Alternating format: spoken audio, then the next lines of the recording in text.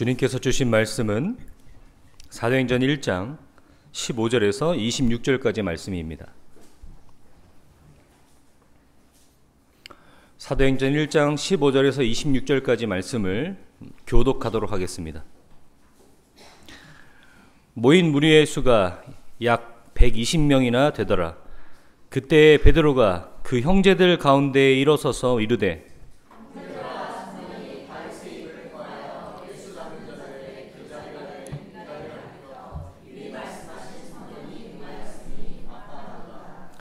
이 사람은 본래 우리 수 가운데 참여하여 이 직분의 한 부분을 맡았던 자라.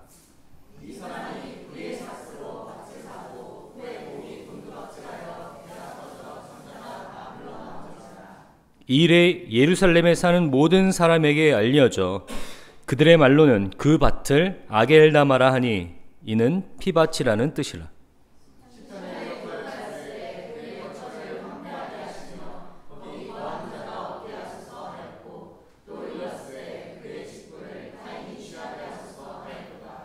이러므로 요한의 침례로부터 우리 가운데서 올려져 가신 날까지 주 예수께서 우리 가운데 출입하실 때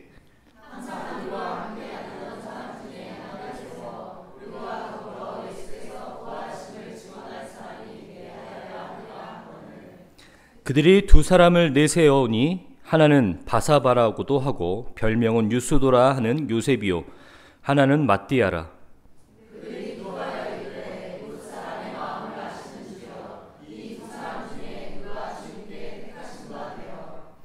봉사와 및 사도의 직분을 대신할 자인지를 보이시옵소서.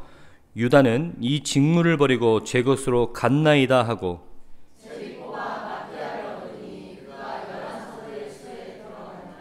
아멘.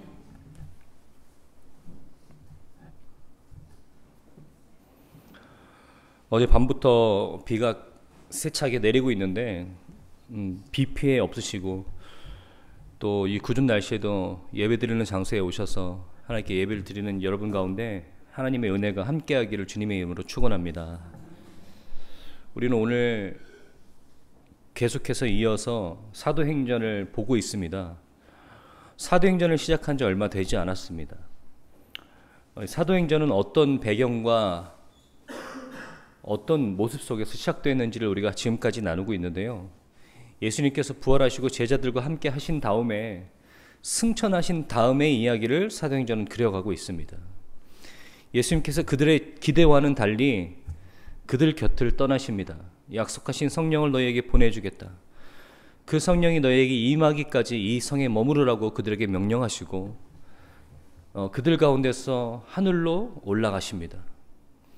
멍하니 그 하늘을 바라보고 있었던 제자들에게 두 천사가 나타나서 그들을 깨우고 그들은 하나님의 예수님께서 약속하신 그 말씀을 기억하여 그 길로 마가의 다락방으로 내려가 120명 문도가 함께 모여서 오로지 기도에 힘쓰더라. 이렇게 지난주까지의 말씀을 나눴습니다. 그들의 구심점이었던 예수가 없음에도 불구하고 여전히 그들은 예수 안에서 하나 되어서 마음을 같이하여 기도하고 있었습니다. 우리는 그것을 보면서 그것이 성령의 일이라고 생각합니다. 성령님께서 그들 가운데 함께 하셨기 때문에 그들이 구심점이었던 예수가 없음에도 불구하고 함께 마음을 같이하여 오로지 기도에 힘쓸 수 있었던 것이었습니다.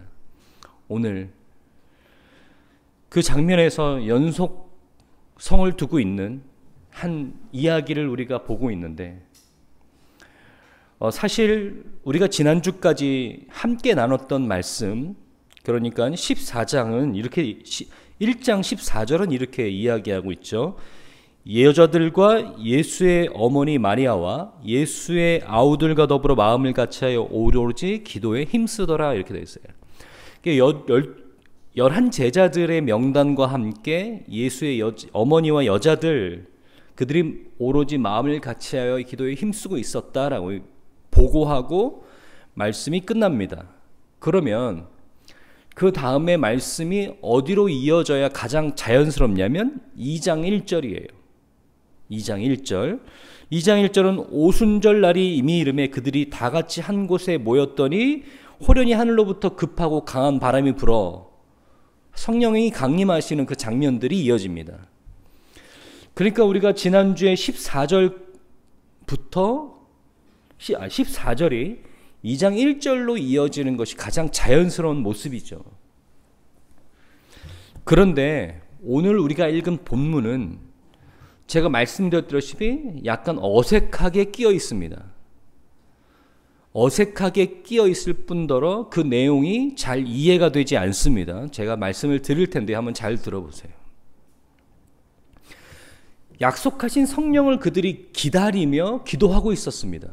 그러면 성경은 그들이 마침내 그들이 기대하고 기도했던 그 성령이 그들에게 임했다라는 그 장면으로 이어져야 되는데 그 사이에 굳이 12사도들, 그러니까 12제자들 가운데 한 명이 이탈했지 않습니까? 바로 가룟 유다입니다. 예수를 팔고 밭에 넘어져 배가 터져서 창자가 흘러나와 죽었다라고 보고하고 있죠. 베드로가 사람들을 모아놓고 그 일에 대해서 이야기하고 있습니다.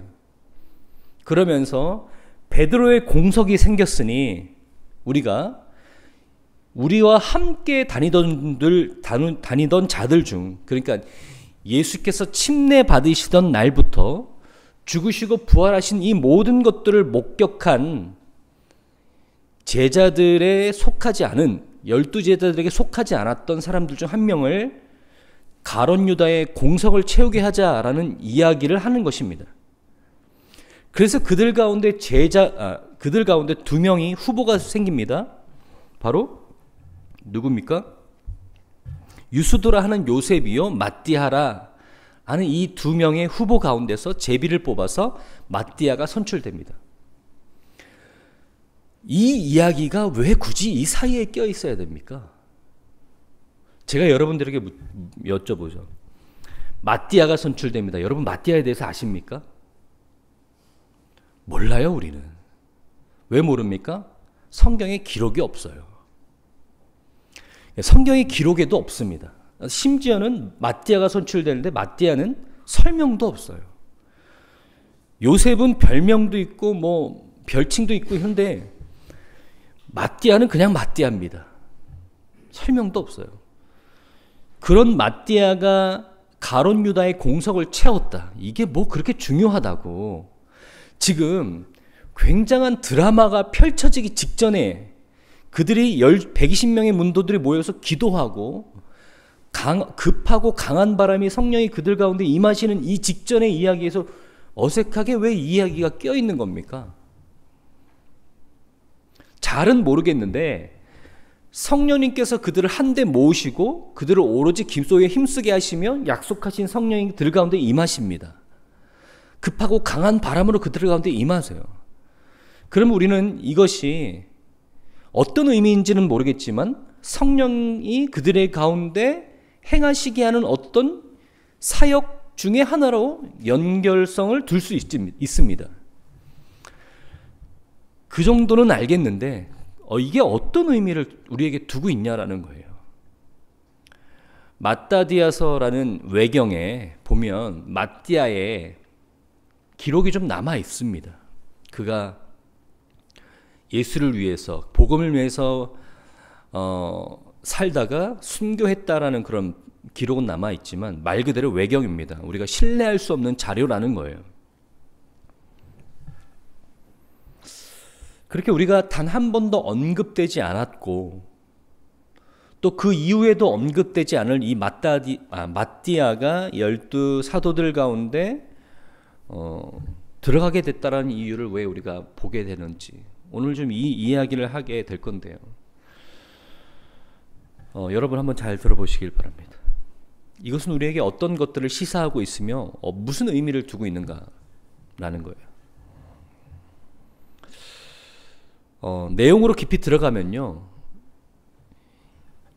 이 이야기가 지금 성령 강림과 그들이 아가의 다락방에 모였다라는 이 사실 가운데 껴있다는 것도 이상한데 또 한 가지 이상한 건 이겁니다. 여러분 혹시 혹시 성경을 잘 아시면 저에게 대답해 주시겠어요? 혹시 누가 예수님이라든지 아니면 하늘에서 온 천사라든지 하나님께서 그들 가운데 가룟 유다가 제자들 가운데 이탈됐으니 그 공석을 채우라고 명령하신 적이 있습니까? 자, 지금 이들이 뿔뿔이 흩어지지 않고 예수께서 죽으시던 날 그들은 뿔뿔이 흩어졌죠. 그런데 예수님께서 그들 가운데 승천하신 날에는 그들이 뿔뿔이 흩어지지 않고 한데 모여서 기도에 힘썼던 이유가 뭡니까?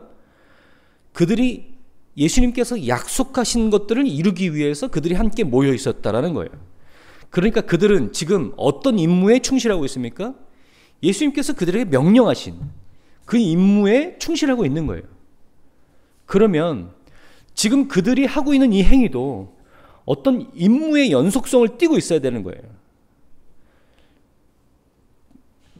뭔가 의미가 있기 때문에 지금 이 이야기가 삽입되어 있는데, 심지어 이 이야기는 예수님께서 그들 가운데 명령하신 일도 아니라는 거예요.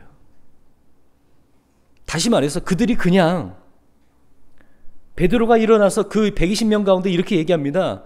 우리 가운데 가룟 유다가 이렇게 돼서 우리 공석이 생겼으니까 우리와 함께 다니던 자들 중에 증인이라는 자격 조건을 갖춘 사람들 중 한 명을 우리가 제비 뽑아서 세우자라고 선택하는 것입니다.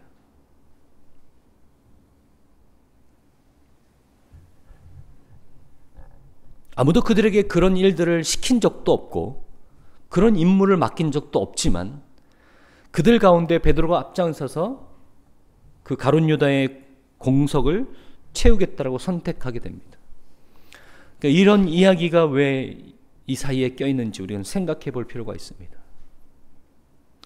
여러분, 우리 이 말씀들, 이 두 말씀들 혹시 잘 아시겠죠? 고린도서 3장 17절입니다. 같이 읽도록 하겠습니다. 시작. 네, 잠시 접어두시고 한 말씀 한 번 더 보겠습니다. 요한복음 8장 32절입니다. 32절 보겠습니다. 시작. 아멘. 자, 36절 한번 다시 한번 보겠습니다. 36절 시작.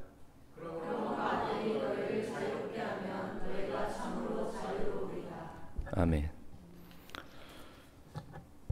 자, 진리가 너희를 자유케 하리라 라는 말씀. 주는 영이시니 주의 영이 계신 곳에 자유가 있느니라 라는 이 말씀. 물론 우리는 이 말씀을 1차적으로 예수님께서 전하신 그 복음의 진리가 죄의 종이었던 우리를 자유롭게 속박을 풀어놓으시고 해방시키셨다라는 말씀으로 이해합니다. 물론 요한복음 8장은 그런 의미가 1차적인 의미이기도 합니다. 그런데 고린도서 3장 17절 한번 다시 한번 보여주시겠어요? 이 말씀, 주는 영이시니 주의 영이 계신 곳에는 자유가 있느니라. 이 말씀은 좀 더 색다른 배경 가운데 나온 말씀이라는 거예요. 여러분 혹시 집에 돌아가셔서 시간 되실 때 고린도서 3장 전체를 한번 읽어보시기를 추천합니다. 이 3장 17절은 어떤 배경 가운데 나타나는가? 이것을 좀 이해할 필요가 있습니다. 예수님께서 부활하시고 부활의 그 권세, 그 생명을 우리에게 주심으로 말미암아 우리는 죄의 종이었던 우리의 이전의 신분에서 벗어나 하나님의 자녀가 되었습니다. 하나님의 자녀가 됐다라는 것은 더 이상 죄의 종으로 우리가 끌려다니지 않고 예수 그리스도 안에서 연합된 자로서 모든 것을 하나님 안에서 누리고 하나님으로부터 공급받는 그런 신분이 되었다라는 증거입니다. 다시 말해서 신분이 바뀌었다라는 거예요. 신분이 바뀌었다. 이것은 어떤 걸 시사하냐면 상태는 아직이지만 이미 우리는 신분이 바뀌었다라는 것을 의미합니다. 여러분 동의하십니까? 여러분은 하나님의 자녀가 되었습니다. 여러분의 상태가 여러분이 하나님의 자녀가 됐다라는 것을 증명하지 않습니다. 여러분의 상태는 아직 미완성이지만 하나님의 자녀가 됐다라는 것은 우리 가운데 이미 완성되어서 이루어진 사실입니다. 이것은 어떤 걸 시사하냐면 하나님께서 미완성인 우리의 존재를, 우리의 상태를 완성시키시겠다는 하나님의 계획 가운데 놓여지겠다는 것입니다. 하나님께서 여러분들을 완성시키시는, 예수를 닮은 자로, 하나님의 거룩함을 쫓아가는 자로 완성시키시겠다는 하나님의 계획 가운데 놓여있게 되었습니다. 이것은 무엇을 의미하느냐? 하나님 안에서 여러분들은 성장하는 그런 시간들을 부여받은 자라는 거예요. 하나님 안에서 성장하는 그런 시간, 하나님의 계획을 부여받은 자들. 여러분, 이 성장이라는 것에서는요, 중요한 조건이 하나 있어야 됩니다. 여러분, 우리가 어렸을 때, 아이들이 어렸을 때, 아이를 키웠을 때는 어떻게 하죠?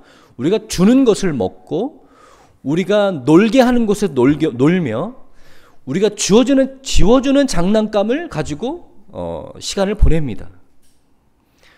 우리가 선택해 주는 것으로 그들은 누리면서 살아가죠. 그런데 그렇게 젖먹이 아이가 자라다 보면 더 이상 그렇게는 그들을 성장시킬 수 없습니다. 무엇입니까?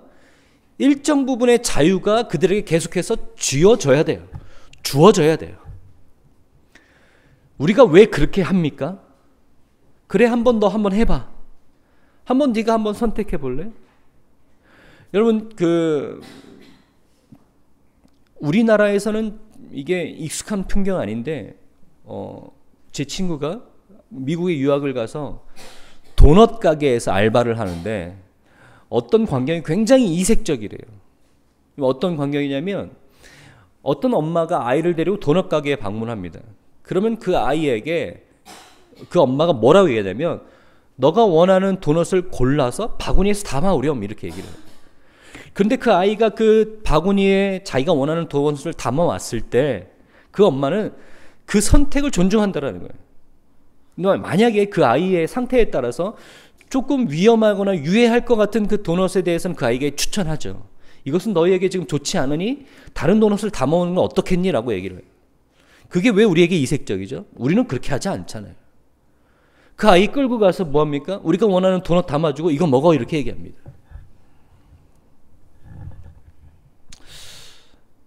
뭐 그런 문화적 차이가 있겠지만 우리도 아이를 대할 때 더 이상 그 아이에게 우리가 주어지는 것 안에서 누리라고 이야기하지 못합니다.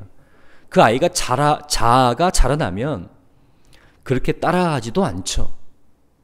그럼 우리는 그 아이의 성장에 맞게 적절한 자유를 선사합니다. 왜냐하면 그 자유가 그 아이를 성장시키기 때문이에요. 그 자유가.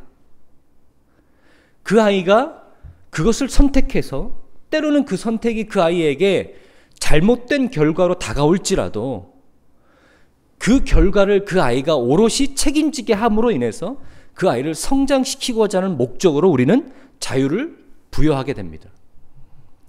마찬가지입니다. 하나님께서 여러분들을 하나님의 자녀로 삼으시고 여러분들을 거룩한 데에 이르기까지 성장시키겠다는 하나님의 계획 가운데 있다면 말 그대로 여러분들은 하나님께서 여러분에게 선사하시는 자유를 누릴 수 있는 존재가 됐다라는 거예요. 그것이 하나님의 자녀가 됐다라는 신분의 중요한 속성이라는 것을 깨달으셔야 됩니다. 종은 무엇입니까? 이리 가면 이리 가야 되고 저리 가면 저리 가야 되고 이거 하라면 이거 해야 되고 이거 하지 말라면 이거 하지 말아야 되는 것이 종의 신분입니다. 자녀가 됐다는 것은 다른 의미를 이야기하는 것입니다. 하나님께서 그에게 자유를 선사하셨습니다. 우리는 그 자유 안에서, 하나님께서 우리에게 부여하신 자유 안에서 그 자유함을 누리며 그 자유 가운데 선택하고 그것에 따른 책임을 지으며 살아가는 것이 건전하고 건강한 신앙인으로서의 성장을 발돋움하게 되는 그런 일들이 될 것입니다. 언제까지나 하나님 어떤 것들을 할까요? 하나님 제가 이걸 먹을까요? 저걸 먹을까요? 여길 갈까요? 저길 갈까요? 물으며 때로는 하나님께서 응답하신 걸 가지고 그 길로 갔는데 제 뜻대로 되지 않습니다. 내가 원하는 결과를 맺지 못할 때 그걸 가지고 하나님 앞에 따지고 묻습니다. 하나님 이게 뭡니까? 제가 이 문제를 가지고 하나님께 기도했는데 그때 하나님 저에게 이런 말씀 주시고 이런 마음 주셔서 제가 그대로 했는데 이게 뭡니까 하나님? 그러면서 따지고 묻습니다. 한치도 잘하지 못한 우리의 모습을 보게 되는 거예요. 오히려 우리를 잘하게 한 것은 뭐냐면 하나님께서 우리에게 선사하신 하나님의 자녀라는 신분 안에서 우리에게 선사하신 그 자유를 누리며 그 안에서 우리가 선택하고 그것에 따른 책임을 우리가 그것에 따른 책임을 우리가 경험하고 그 책임을 통해서 우리가 자라나는 우리의 모습이 있어야 된다는 거예요. 베드로와 120 문도들은 말 그대로 그들에게 어떤 임무가 띄어진 것도 아닙니다. 예수님께서 말씀하신 것도 아니에요. 그런데 그들은 선택합니다. 우리가 사도로서의 직분을 감당하는 데 있어 이 공석을 제비 뽑아 한 사람을 채무로 인해서 우리의 전열을 갖추자라고 얘기하는 거예요. 그들은 예수 안에서 예수님께서 그들에게 명령하신 그 임무를 완성하기 위해서 가룟 유다의 공석을 채우기로 선택하는 것입니다. 여러분, 이 선택은 때로는 우리가 원하지 않는 결과를 맺을 때도 있습니다. 교회사 안에서 많은 선택들이 있었고 그 선택들이 교회사 안에서 많은 실패를 가져오기도 했습니다. 교회사에 그런 많은 실패가 있었다는 것을 우리가 부인할 수 없죠. 종교개혁도 그 교회의 부패 안에서 일어났습니다. 십자군 전쟁이라는 것도 교회사가 겪었던 가장 큰 실패 중에 하나입니다. 우리가 이런 것들을 이론적으로 받아들인다 할지라도 교회가 역사 가운데 겪었던 실패들, 수많은 실패들 뿐만 아니라 교회도 실패하는데 그 안에 있는 신자들은 얼마나 많은 실패를 하겠습니까? 내가 선택한 일들이 나한테 실패라는 결과로 다가오는 일들이 얼마나 많겠어요?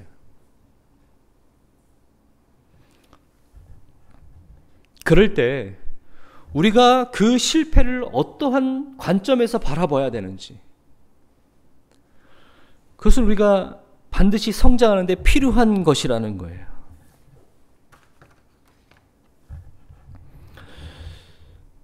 여러분, 아까 우리가 읽었던 고린도후서 3장 17절 주는 영이시니 주의 영이 계신 곳에는 자유가 있느니라는 말씀은요, 고린도후서 가운데 어떤 말씀 가운데 있는지 한번 제가 보겠습니다. 3장 4절부터 6절입니다. 같이 읽겠습니다. 시작. 우리가 그리스도로 말미암아 하나님을 향하여 이 같은 확신이 있으니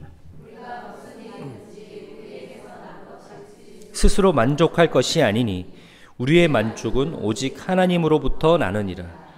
그가 또한 우리를 새 언약의 일꾼 되기에 만족하게 하셨으니 율법의 조문으로 하지 아니하고 오직 영으로 함이니 율법의 조문은 죽이는 것이요 영은 살리는 것이니라. 아멘. 율법의 조문으로 하지 않고 오직 영으로 한다. 율법은 죽이는 것이요 영은 살리는 것이다 라는 것을 이야기하고 있습니다.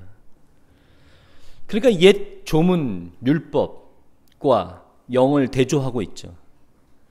그러면서 우리에게 뭐라고 얘기하냐면 영이 계신 곳에는 자유함이 있다라고 얘기합니다. 그러니까 율법의 옛 조문, 그것은 우리에게 속박과 구속을 가져다 주죠. 그것은 다시 말해서 우리에게 무엇을 선택할 수 있는 권리와 자유는 없습니다. 그냥 하지 말라면 하지 말아야 되고 하라면 해야 되는 그런 옛 조문입니다. 그것을 대조시켜서 우리에게 뭘 보여주겠냐? 영은 살리는 것이다 라고 얘기하는 거예요. 그러면서 우리에게 지금 우리가 읽었던 결론에 이르게 합니다. 17절에 주의 영이 계신 곳에는 자유가 있느니라 라고 얘기를 해요.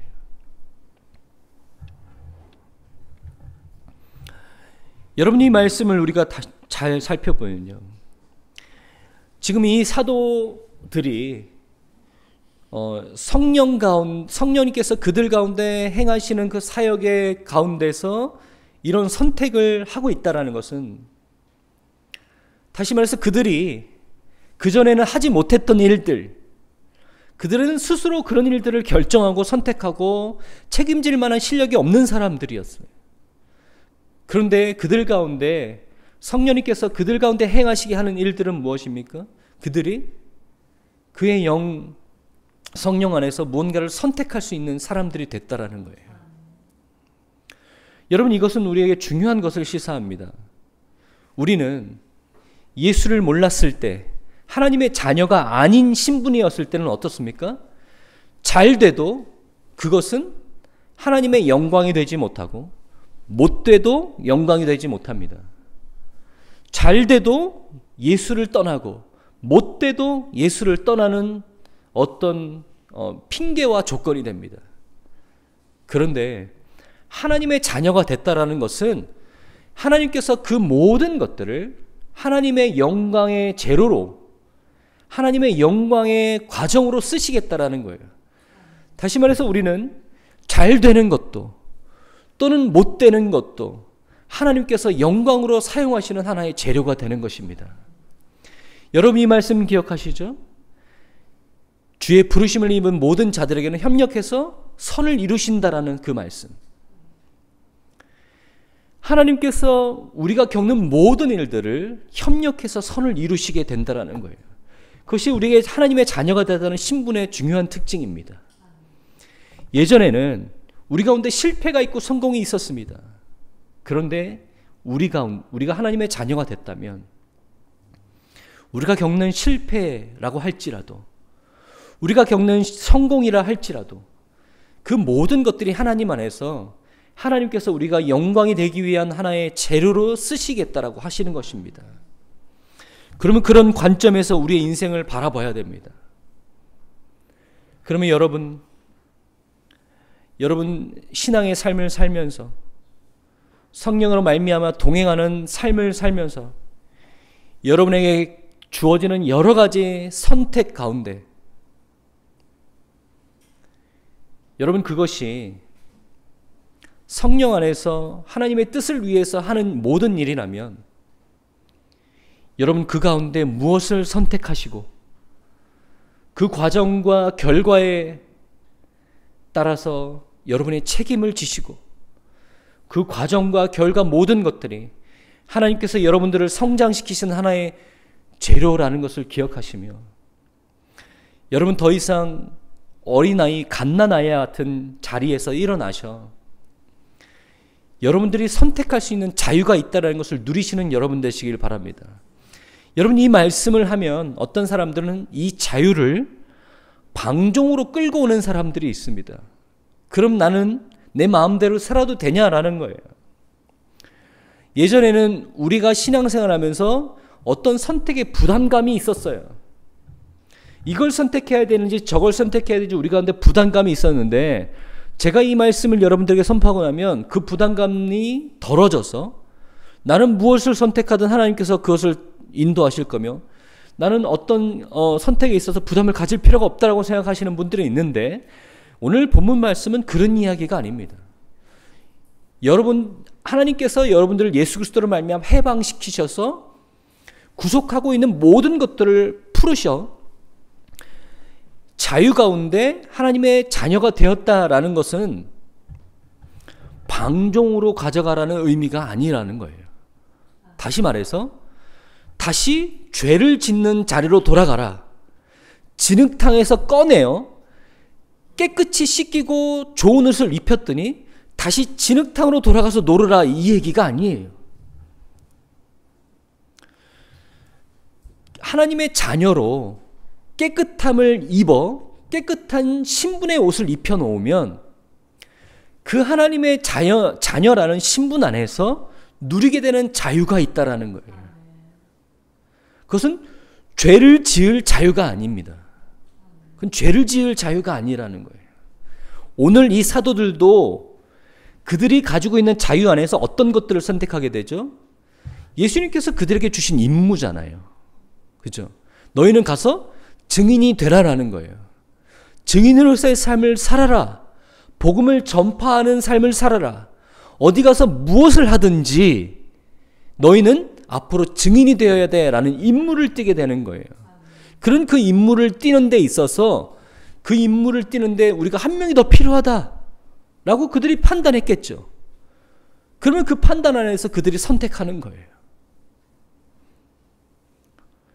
여러분, 다시 한번 말씀드립니다. 이것이 우리의 탐욕과 또 우리의 정욕과 죄에 의해서 사용되라고 쓰여지는 자유가 아닙니다. 그런 것을 선택하는 데 있어서는 여러분 항상 깨어 있으셔서 분별하셔야 됩니다. 그런데 탐욕과 정욕과 죄가 아닌 부분들 있잖아요. 여러분 실제로 물론 우리가 죄냐 아니냐의 선택의 기로에 서 있기도 하지만 하나님의 자녀의 신분으로서 성령 안에서 동행하고 있는 여러분의 삶 속에서 그런 선택뿐 아니라 우리 가운데서 하나님 안에서 우리 하나님 안에서 겪게 되는 여러 가지 선택들이 있습니다. 그런데 그 선택 앞에서 우리는 주저하게 돼요. 그런 우리의 모습을 보게 됩니다. 그런 부분에서 우리는 뭐라고 생각하냐면 나는 아직도 어떤 것들을 선택하며 할 만한 그런 성장하지 못한 우리의 모습을 보게 되는 거예요. 주저하게 됩니다. 어떤 것들을 선택해야 되지? 뭘 가져야 되지? 어떤 것들을 택해야 되는지 자꾸 그 앞에서 주저하게 돼요. 여러분, 사실 말입니다. 탐욕과 정욕과 죄를 선택하는 일이 아니라면 그 안에서 무엇을 선택하냐고 여러분 기도해 보셨겠죠. 그죠? 그러면 응답 받으신 분들도 있으실 텐데 대부분 그 기도는 어떻습니까? 별로 잘 응답이 오지 않습니다. 더디기도 합니다. 그 이야기는 무엇입니까? 뭘 선택하든지 자유 안에서 여러분들이 선택하시는 거예요. 무엇을 선택하시든지. 그것이 우리가 그것을 했다고 할지라도 그 선택이 우리가 원하는 결과로 도출되지 못할 수도 있습니다. 하지만 그것도 하나님의 자녀라는 것은 무엇입니까? 그것도 우리를 성장시키는 하나의 과정이 된다라는 거예요. 그런 영광 가운데로 우리가 들어왔다라는 거예요. 그런 영광을 누리는 신분이 됐다라는 거예요. 여러분은 그러니까 그런 선택 안에서 여러분 주저하지 마십시오. 여러분 하나님 주신 생각 어떤 마음이 있다면 주저하지 말고 그것을 선택하십시오. 여러분 이들도 이랬을 겁니다. 한 좌석이 좀 비었는데 이 12제자들 가운데 한 좌석이 비었는데 이 11이라는 숫자가 마음에 들지 않잖아요. 왜냐하면 그들은 12라는 온전한 수의 개념을 갖고 있기 때문에. 그러면 그들이 모여서 이것을 한 명을 더 세울까 말까 밤낮 모여서 기도하고 하나님 응답 주실 때까지 확신 주실 때까지 우리가 모여서 기도하자. 우리는 순수한 이 우리의 신앙의 열정을 예수님께 보여드리자. 하나님께 보여드리자.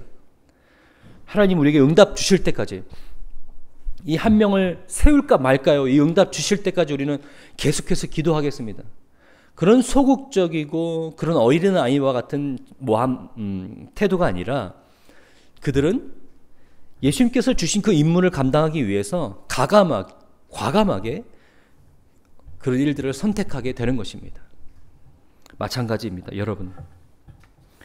여러분 죄와 탐욕과 정욕에 의해서 쓰여지는 것이 아니라면 여러분의 삶의 자리에 여러 가지 놓여있는 그 선택의 기로 가운데서 여러분 자유를 누리시면서 선택하시고 그 선택의 결과도 여러분들이 경험하시고 책임지시며 여러분 하나님 안에서 성장하시는 여러분 되시길 바랍니다. 여러분 담대하게 하나님의 자녀로서의 권리를 누리시며 하나님의 자녀가 됐다라는 것은 그 모든 것들을 하나님의 영광의 재료로 쓰시겠다라는 하나님의 계획 가운데 있다라는 것을 생각하시며 오늘 하루도 하나님 안에서 자라나시는 여러분 되시기를 주님의 이름으로 축원합니다.